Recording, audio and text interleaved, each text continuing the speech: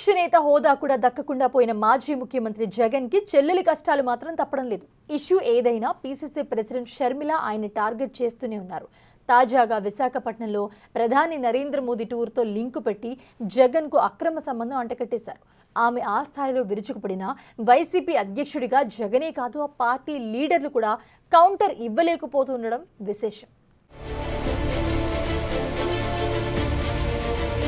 సందర్భం ఏదైనా, issue ఎలాంటిదైనా YCP అధ్యక్షుడు, మాజీ ముఖ్యమంత్రి తన సోదరుడు జగన్ పై నిప్పులు చెరగటంలో పీసీసీ అధ్యక్షురాలు వైఎస్ షర్మిల ఏమాత్రం వెనక్కు తగ్గటం లేదు. జగన్ ను కూటమి నేతల కంటే ఎక్కువగా టార్గెట్ చేస్తూ ఎప్పటికప్పుడు డిఫెన్స్ లోకి నెట్టే ప్రయత్నం చేస్తున్నారు. తాజాగా ప్రధానమంత్రి మోదీ ఆంధ్రప్రదేశ్ లో పర్యటించి వెళ్లిన సందర్భంగా జగన్ మరోసారి ఆమెకు టార్గెట్ అయ్యారు.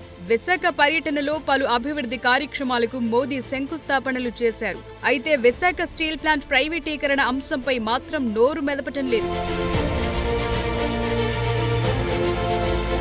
విశాఖ స్టీల్ ప్లాంట్ ప్రైవేటీకరణపై కేంద్రం వైఖరి ఎందుకు చెప్పలేకపోయారని షర్మిల ప్రశ్నించారు. అలాంటి మోదీ చుట్టూ తిరుగుతూ అధికార ప్రతిపక్షాలు ఆయన జపం చేస్తున్నాయని విమర్శించారు.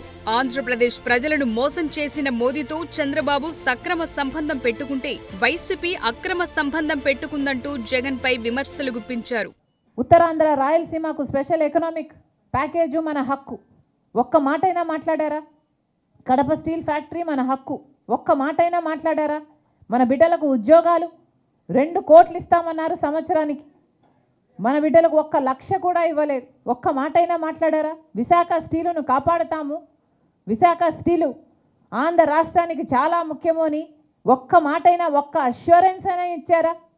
అలాంటి వాళ్ళ గురించి ఎంతో గొప్పలు చెప్తున్నారు ఈరోజు టీడీపీ జనసేన వాళ్ళు. వైసీపీ ఏం తక్కువ తినలేదు. జగన్మోహన్ రెడ్డి గారు ఒక పక్క టీడీపీ సక్రమ సంబంధం పెట్టుకుంటే జగన్మోహన్ రెడ్డి గారు అక్రమ సంబంధం పెట్టుకున్నారు అదే బీజేపీ పార్టీ. ఈరోజు జగన్మోహన్ రెడ్డి గారిని ప్రశ్నిస్తున్నాం.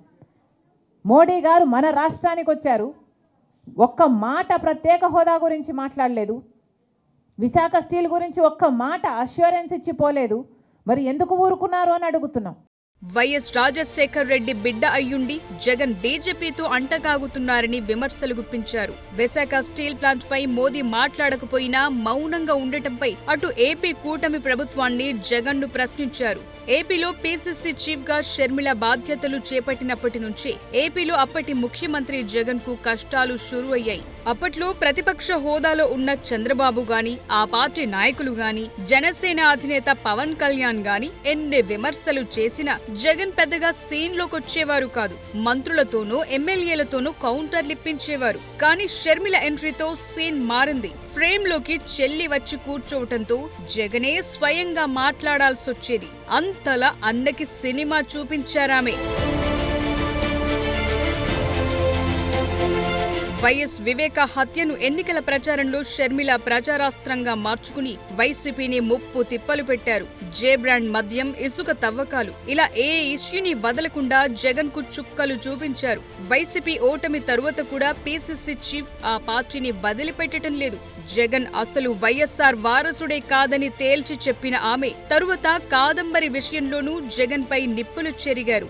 వైఎస్ నిజమైన వారసురాల్ని తానే అంటున్న షర్మిల ఆ ఇమేజ్ సొంతం చేసుకోవటానికి వ్యూహాత్మకంగా పావులు కదుపుతున్నట్టు కనిపిస్తున్నారు.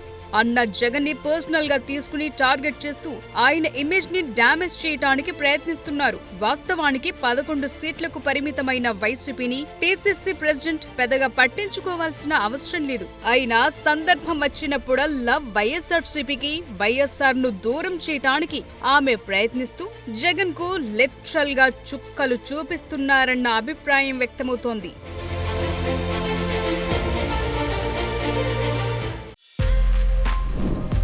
For more videos like this, subscribe Big TV channel.